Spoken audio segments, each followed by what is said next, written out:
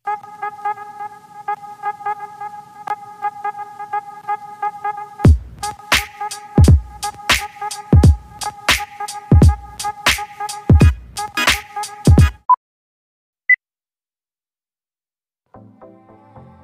pa nga lang na labanan ng Miss Universe ay talagang mainit na sa mga manonood sina Kisses Delavigne at si Maureen.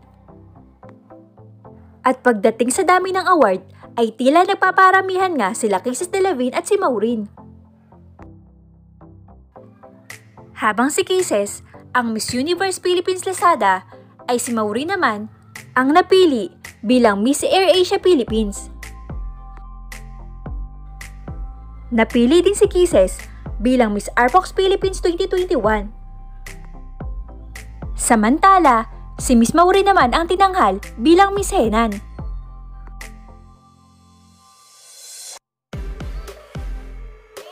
Isa pa nga sa nahakot ni Kisses ay ang pagiging Miss Lax White nito.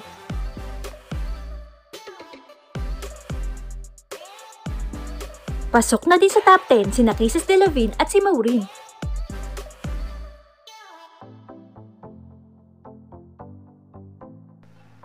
Isa kaya sa kanilang dalawa ang tuluyang magwawagi bilang Miss Universe?